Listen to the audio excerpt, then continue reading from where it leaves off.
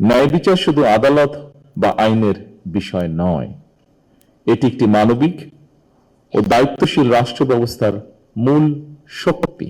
আমাদের সংবিধানের ২৭ নম্বর অনুচ্ছেদে বলা হয়েছে, সব নাগরিক আইনের দৃষ্টিতে সমান এবং আইনের সমান আশ্রয় লাভের অধিকারী। আমাদের সংবিধানের এই বিধান জাতিসংঘেও মানবাধিকারের সর্বজনীন ঘোষণাপত্রের ৭ অনুচ্ছেদেরই প্রতিফলন। বর্তমান সরকার বিশ্বাস করে অ্যাক্সেস টু জাস্টিস প্রতিটি নাগরিকের সাংবিধানিক অধিকার। রাষ্ট্রের কোনো নাগরিক অর্থের অভাবে আইনের আশ্রয় কিংবা ন্যায্য বিচার থেকে বঞ্চিত থাকবে, এটি একটি গণতান্ত্রিক রাষ্ট্রে কোনোভাবেই কাম্য বা প্রত্যাশিত নয়। রাজনৈতিক প্রতিহিংসার শিকার হয়ে আমাকেও দীর্ঘদিন কারাগারে থাকতে হয়েছে। তখন আমি নিজে কারাগারে এমন অনেককে দেখেছি যারা শুধুমাত্র আর্থিকভাবে অসচ্ছল হওয়ার কারণে বছরের পর বছর ধরে বিনা বিচারে কারাগারে থাকতে বাধ্য হচ্ছেন বা হয়েছেন। আর্থিকভাবে অসচ্ছল হওয়ার কারণে বছরের পর বছর ধরে বিনা বিচারে কারাগারে থাকতে বাধ্য হচ্ছেন বা হয়েছেন। একজন মানুষ অর্থের অভাবে ন্যায় বিচার থেকে বঞ্চিত হওয়া একটি গণতান্ত্রিক রাষ্ট্রের কাম্য নয়। অবশ্যই এমন বাস্তবতায় আজকের এই আলোচনা বিশেষ তাৎপর্যপূর্ণ।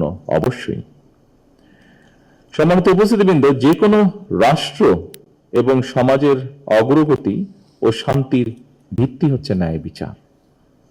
সব যুগেই মানুষ যা চেয়েছে তা হলো বৈষম্যহীন একটি সমাজ ব্যবস্থা, যেখানে তারা সমমর্যাদা এবং অধিকার নিয়ে বসবাস করবে।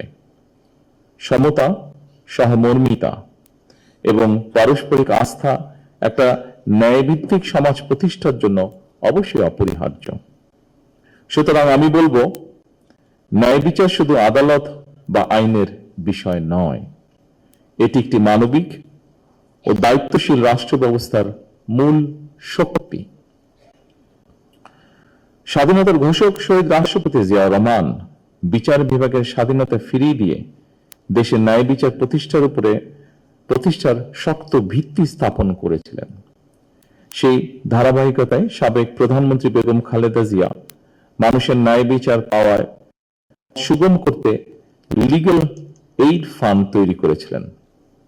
উপস্থিত সকল সুধীবৃন্দ, আমরা বিশ্বাস করি যে রাষ্ট্রে আইনের শাসন, ন্যায় বিচার এবং মানবাধিকার নেই, সেই দেশ কখনোই একটি গণতান্ত্রিক মানবিক রাষ্ট্র হতে পারে না বা হয়ে উঠতে পারে না।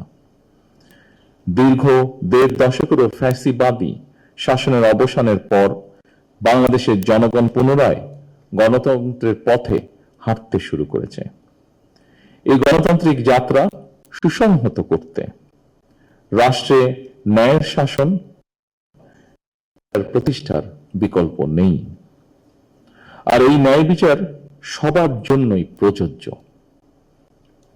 একজন মানুষও যাতে অর্থের অভাবে অ্যাক্সেস টু জাস্টিস থেকে বঞ্চিত না হয়, সেই লক্ষ্যকে সামনে রেখে সরকার লিগ্যাল এইড কর্মসূচি অব্যাহত রেখেছে।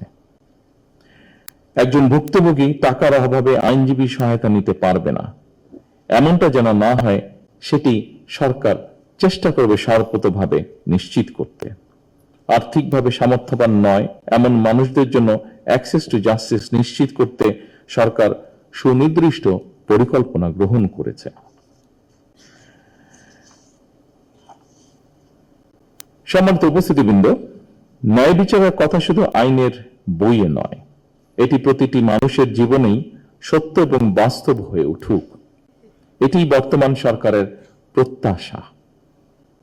ন্যায় বিচার কখনোই কেবল আদালত কেন্দ্রিক নয়, কোনো প্রক্রিয়া নয়, এটি কোনো জীবন্ত মূল্যবোধ।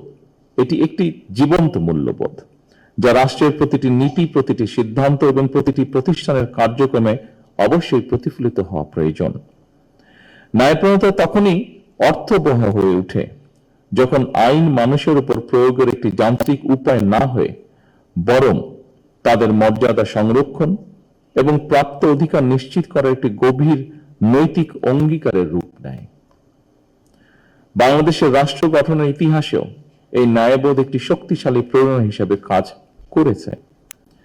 যেহেতু ন্যায় বিচার প্রাপ্তি প্রতিটি মানুষের সাংবিধানিক অধিকার, যেহেতু সেই অধিকার যাতে প্রত্যেকটি মানুষ চর্চা করতে পারে, তাদেরকে সরকার যথাসাধ্য লিগ্যাল এইড দিবে।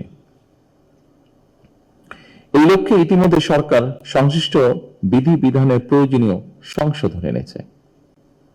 সম্মানিত সকল উপস্থিতিবৃন্দ, সারা বিশ্বে একটি কথা বিশেষভাবে প্রচলিত, সেটি হচ্ছে justice delayed is justice denied, অর্থাৎ বিচার বিলম্ব মানেই বিচার অস্বীকার। এই বাস্তবতা মাথায় রেখে লিগ্যাল এইডের মাধ্যমে মামলার আগেই মধ্যস্থতার মাধ্যমে বিরোধ নিষ্পত্তির উদ্যোগ নেওয়া হয়েছে, যার একটি ঘটনা আমরা আজকে এখানে শুনেছি।